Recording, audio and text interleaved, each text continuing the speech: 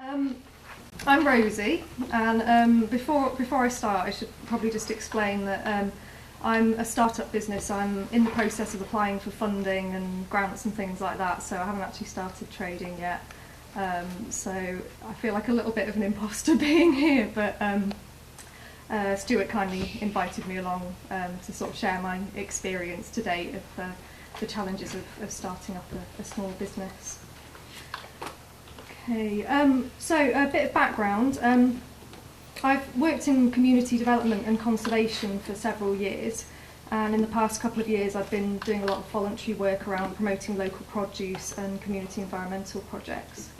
In April 2012, myself and two friends relaunched the Bangor Veg Co-op, a non-profit scheme with the aim of supporting local producers and creating a social network experience around food. That's what we've got there is my little flyer that I made on Word and used that to promote it quite widely. A lot of people phone me up these days saying, "Oh, I found this flyer on my friend's fridge," and I know exactly what we're talking about. It's that. Anyway, we bought veg, salad and fruit in bulk from a supplier near Carnarvon, and every Friday evening we sold it in mixed bags at the local sports centre in Bangor. For me, it was a fantastic opportunity to start thinking about new and innovative ways to promote and supply local produce. I was made redundant from my job as an office manager at the end of April of this year, and it seemed, following on from all my experiences, it felt like a once-in-a-lifetime opportunity to pursue a career in promoting and selling local produce. I had allotments for years, and a lot of my friends are small-scale producers and growers. And I'm really passionate about local produce, and I know what it takes to even grow some crap onions. I know how much hard work that is, as I'll show you in my final slide. So anyway, it felt like a logical progression, basically. Oh yeah, that's me and my friends with our first box of veg at the Veg Co-op. Right, so yeah, the problem in our area at the moment with local produce, so much of the fresh produce that we buy in supermarkets is transported for massive distances and stored for long times, even weeks at a time, which seems crazy to me when we've got so many incredible award-winning artisan producers and growers in North Wales, many sort of within walking distance of where I live, in fact. But you can't easily access local produce in our area.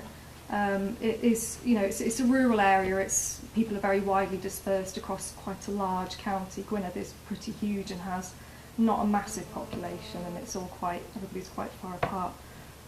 Local produce is poorly represented in supermarkets and convenience stores. We do have a few farmers markets which are massively popular, but they only operate on a monthly cycle across a few different venues, so they're not really somewhere where people can go to access local produce regularly and easily. My experience with the Veg Co-op and from attending farmers markets is that the demand for local produce is just not being matched by the current level of supply in our area. There are several small veg box schemes in the area, but some of these, growing all the veg themselves, are restricted by the growing seasons and therefore only operate for part of the year. And yet they have little or no web presence, and yet all of them have got waiting lists, so it kind of indicates that there is this demand there for it. Okay, so my vision is for a rational and efficient supply of foods within the area that they're produced, which has a strong sense of place and focus on the experience of local produce and of the community that it's part of. Freshbox is a web-based shop which allows people to order their locally grown veg and other produce items such as bread, cakes, eggs, herbs and plants, as well as ethically sourced staple items such as green cleaning products, flour, rice, pasta, pulses, etc., for delivery to homes or workplaces.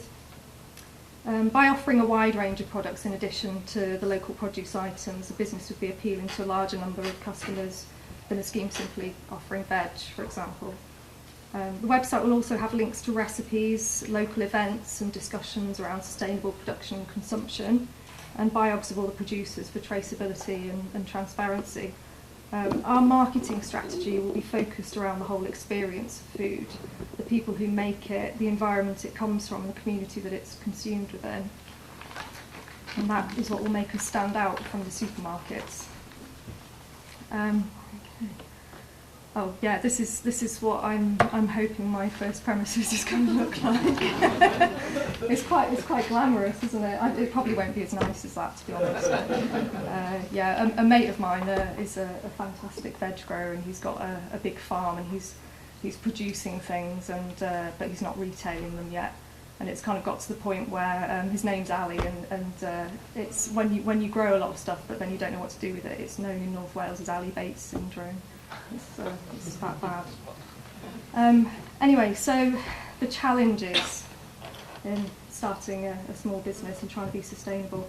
My notes here have got the usual: money, trying to start a business whilst unemployed and skint, no premises in Gwynedd for small business startups, blah, blah, blah. But I don't think anyone really wants to hear about all that, because that's all the same stuff that affects everyone.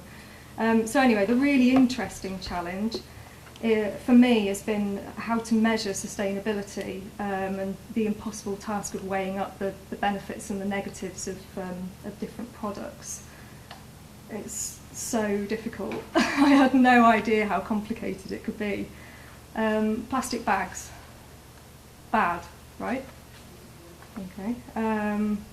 Biodegradable, compostable bags, good, yeah? Apparently not. And paper and cardboards aren't the innocent materials that I thought they were either. It's so complex. I could import organic veg from Europe, or I could buy from the farmer down the road who doesn't have organic certification but is as near as. I could sell tomatoes in winter, but is it best to buy them locally from a heated greenhouse or to import them from Morocco? I'll be stocking whole foods, which will have travelled from abroad because they aren't actually available in the UK, which isn't ideal, but on balance, to enable the business to actually survive and to trade year-round, support local sustainable produce and to survive, it's a compromise. But I will commit to doing the best that I can, to being open and honest about the reasons behind my decisions. I started out wanting and intending to create this rational, efficient, zero-waste local produce supply network, which would educate people about sustainability and sort of solve all the world's problems along the way. But many sleepless nights and a lot of hair pulling later has taught me that that's probably a little bit ambitious for one person to take on. But I do believe that this model reduces the distance that fresh produce travels. It reduces the amount of packaging required, and the pre-order system which I'll be using will eliminate waste at the point of supply. You know, I will literally only be buying in what has been ordered from me. So, you know, I'm not doing what the supermarkets do and just throwing away several tons of veg at the end of every day. The business will support the local economy. It creates a community, and on balance it's a better option than the supermarket experience, which is a drain on the local economy and community. Progress. Yeah, so it's not all hard work anyway. It was having been made redundant and not being really sure what I was going to do with myself for the rest of my life. I decided to take part in the Inventorium Swequity Exchange, which it's an Interreg project which started in Ireland, so possible some of you might have heard of it, but it's basically like a competitive business startup process. And we were whittled down from original 35 applicants through several stages down to 6 finalists, who then competed for the Judges' Choice and the People's Choice Award. And Fresh Bocs won the Judges' Choice Award, which was just an incredible endorsement from sort of leading industry experts and business people. It gave me confidence, not just in the idea, but in myself as well, that, you know, this is something that I could actually start to think about pursuing. In June, I was listed in Insider Magazine's Rising Stars of Business 2013 feature, which was hilarious, as I'm not actually in business yet. So, but you know, felt like a bit of a cheat. But you know, don't look a gift horse in the mouth, I suppose. I've recently been approached by the Welsh Assembly Government's Rural Regeneration Unit to discuss supplying to food co-ops as well, which would be quite a big contract. And I'd love to do that as well, because that's then kind of going back to the roots, back to the reason why I started doing this. Anyway, yeah, just to sum up really, concerns about traceability, ethics and sustainability of food are on a lot of people's minds at the moment. And over the last few years, I've observed a shift among consumers towards supporting local producers and reclaiming their communities from the supermarkets. All the media coverage at the moment of scare stories around food and the economic crisis has created a perfect storm of raised consumer awareness and demand for ethical, sustainable and responsible business practices. I suppose what I'm saying is that there's a lot of support out there for the kinds of businesses which are looking to enhance communities and which have a commitment to sustainability and ethics.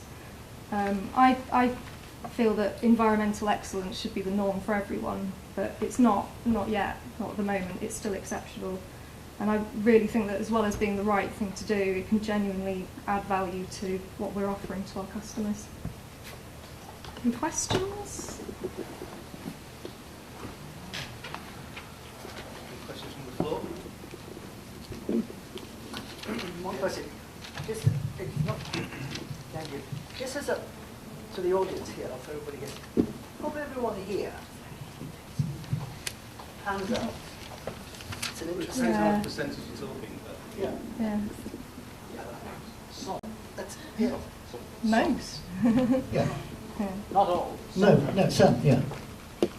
So It's an interesting, concept is, okay, we are like-minded people, but we don't represent norms. Maybe we should all be encouraged to grow more of our own. Remove the packaging. Yeah. Yeah. Packaging element. Yeah, I mean, for me, the fact that I've had allotments and have grown my own stuff has been a real motivation towards kind of looking at my consumer habits as a whole and just thinking about what goes into the stuff that I buy and how much energy it takes and how far it's travelled and things like that. And I think, you know, it's really transformed the way that I spend my money. And I think, you know, the way that you spend your money is kind of the most sort of important political power that we've got, really, as ordinary people. So I think, yeah, the whole kind of grow it yourself movement and, you know, it's all part of the same sort of thing, really.